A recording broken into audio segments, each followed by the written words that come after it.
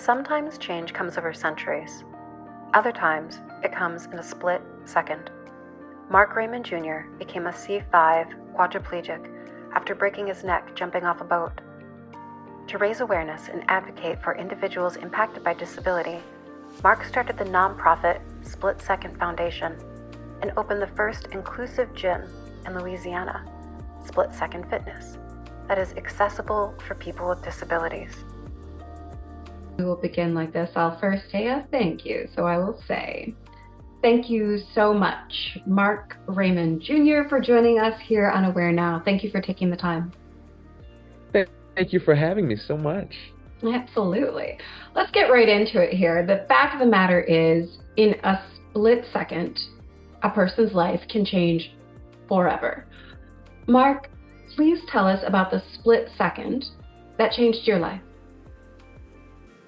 Well, on July 4th, 2016, I was out boating with a bunch of friends and not paying attention to my surroundings later on in the day. And when the tide went out, the water got lower. And I took a chance, took 2 steps and dove off the back of the boat into what I thought was going to be 3 or 4 feet of water, and was actually a foot or 2 of water. And I hit my forehead on the sandy bottom and shattered the 5th vertebrae in my neck, causing paralysis from a spinal cord injury. That tick of the talk has given my life a different direction, but a lot of purpose and passion. And quite honestly, I don't think I would change it at this point. Wow. So will you take me then? Will you take me from where you were at that split second to where you are now? How far have you come, and what's been required to get here? So we are about 6.5 years into this new journey for me, and going to the day that I woke up in the hospital, which was about 2.5 weeks after the accident, to hear and learn of my situation. I actually drowned and had to be resuscitated several times while in transit to the hospital. And then I developed pneumonia, like within the first day or 2, because of the water that was in my lungs. And they had to put me in an induced coma, which is why I woke up 2.5 weeks later. It was very disturbing for me. And quite frankly, I was in denial when I'm listening to doctors saying, you're paralyzed, you might never walk again. I was on a ventilator at the time, and I couldn't talk. And they were like, you might be on a vent. It was the first thing your brain does in processing this is like, no way, I'm gonna heal. Like, there's no way what you're telling me is right. You're giving me the worst case scenario. And as I began to traverse through the healthcare system, and my situation wasn't improving in the way that my brain wanted it to, right? Like, my expectation was that I was going to heal. My body was going to heal. It couldn't be that bad. And the situation really wasn't changing. I began to accept it, and dealing with those symptoms of grief and guilt,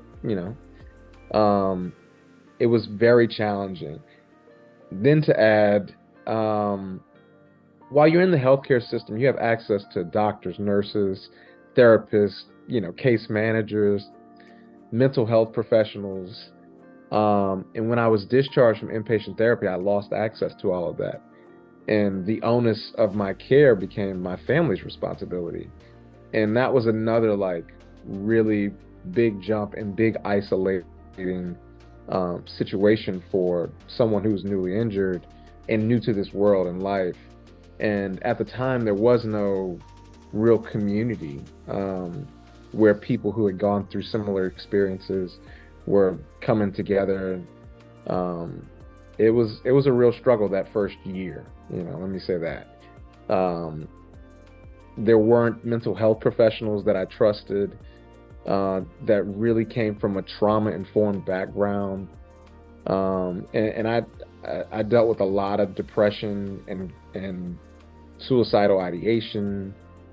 just not wanting to live this life, not wanting to accept it, not seeing a path forward, and quite honestly, not seeing a light in that darkness that I was living in.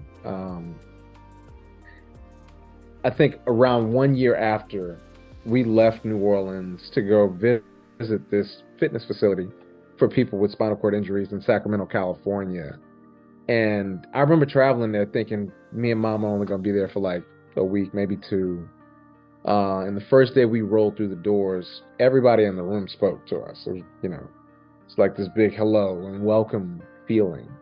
And as I'm sitting in the waiting room, I noticed that the exterior of the room was surrounded by empty wheelchairs because everybody was walking or working out or, doing stuff that doctors told me that I would never do, quite honestly. And I just remember having like this really hopeful feeling about this place. And then I met the staff, and after day one, I think I looked at mom and I was like, we're going to be here for a while. Right. And I accredit that place for being the place where I found my light. And I found a sense of purpose, and I wanted to bring that same light and energy back to New Orleans. So we spent about maybe a little less than 3 months there, or right at 3 months, going to this facility, 2 hours a day, 5 days a week. And not only did I feel physically stronger, I was emotionally stronger and more stable. I was spiritually stronger and mentally in a better headspace, and ready to kind of come tackle some of the bigger issues that I think I was facing in New Orleans with the isolation. And it was where I got the idea to start Split Second Foundation. And then when we came back, I had no idea how to start an organization or whether I wanted to do a for-profit LLC or a nonprofit. All of that kind of worked itself out from the course of October 2017 till April of 2018 when we founded the organization, with a mission to break barriers for people with disabilities, whether that was a physical, societal, or research barrier. Some of the larger issues that I was running into was like this huge lack of awareness around the disabled community, lack of accessible spaces, lack of infrastructure that made life easier, right? Because now every time I roll onto a block, I got to look to the end of that block to make sure I can get down, right? And a lot of times the streets just weren't accessible. Hotel rooms weren't accessible, apartment rooms. Under ADA regulations, we learned that only 5% of these spaces had to be accessible by law. And so that was a huge part of the awareness that we wanted to bring to this space. And over the course of the last 5 years now, because we make 5 years old in a couple of weeks here, we've been able to really blow up all of the work that we've done from an awareness perspective, about these barriers and these issues, while also standing up programs and providing resources to the community, such as Split Second Fitness, which is the first intentional fitness facility in the Gulf South for people with different abilities, and specifically targeting people who've had, some type of paralysis, whether that's from a stroke or a neurological condition, or an amputation, and even the elderly population now, while also standing up Split Second Cares, which is our mental health and resource navigation program to help guide people to a better quality of life quicker, making sure that they're getting all the things that they need in the home, from home renovations and medical equipment, but connecting them with trauma-informed mental health professionals that can holistically nudge them when they need to be, or just be a shoulder to lean on, an ear that listens, and provides some of that critical counseling, I think, when we need it the most. Wow, so it's been quite a journey. So speaking more about the journey, there was a post that you shared back in January, and you said, some people see greatness as an easy road, a one-path thing. you work hard and all of a sudden it happens, and then you go on to say, doesn't work like that. There's a lot of darkness that comes from all of that as well. And then you went on to talk about this darkness serving as either an obstacle or fuel. So Mark, my next question is, how were you able to harness that darkness that you found with hope? How was it that what was it that helped you use the darkness that you found as fuel? I think every crisis is an opportunity. Living through Hurricane Katrina taught me a lot about that, and being resilient and seeing a city that just wouldn't let that stop us from coming back and being great. And it taught me how to be resilient. I didn't realize then the lessons and skills that I was learning from that experience would translate into this experience. And so when I did find that light in Sacramento, it never dimmed. It became the fuel for me to be a light for others. And it's so funny when I think about adversity now being a fuel for evolution, right? Because typically for the human experience, it's we recognize a problem, and then we begin to innovate and create solutions. And then once those solutions are created, becomes technology, and then there's mass adoption, and then there's evolution. And I've just tried to stay true to that process. A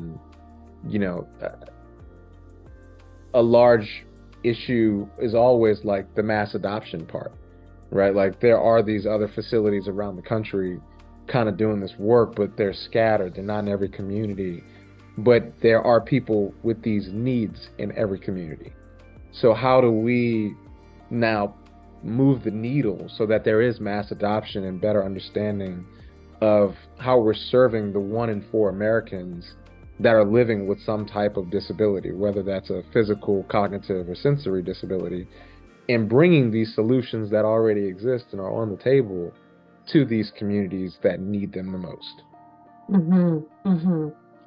And so I want to talk about, the fact is that you found your way through the dark, but that was not enough for you.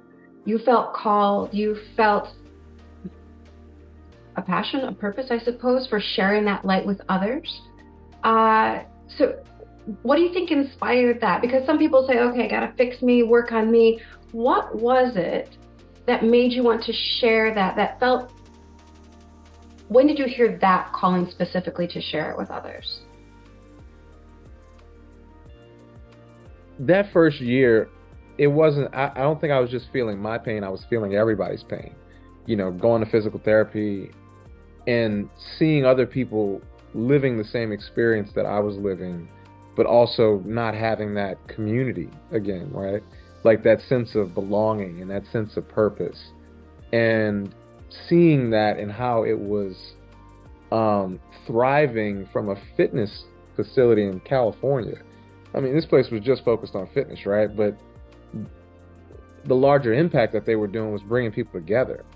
And I've always been an outgoing, charismatic person that just enjoyed, people. I guess I'm like your stereotypical extrovert, right? Like I got to be outside. I got to be by people, and I got to make sure my people are good. Like I like to entertain, and so it all kind of like fit very neatly together for me as we launched this organization and started to fundraise by throwing events. And a large part of awareness is bringing people together for the right purpose and the right cause. I already knew how to bring people together from my prior life, and it was easy for me to translate those life skills into my new purpose and passion for really bringing solutions to the whole community. Mm-hmm. Mm-hmm. And building community, quite honestly. Right, right. Well, and so you'd mentioned there a moment ago, when you went out to California, they were focused specifically on the physical rehabilitation. I think we can all agree that the mind and the body generally work as one. So when it comes to ambulatory disability, beyond resources for physical health, to your point, resources are needed for mental health as well.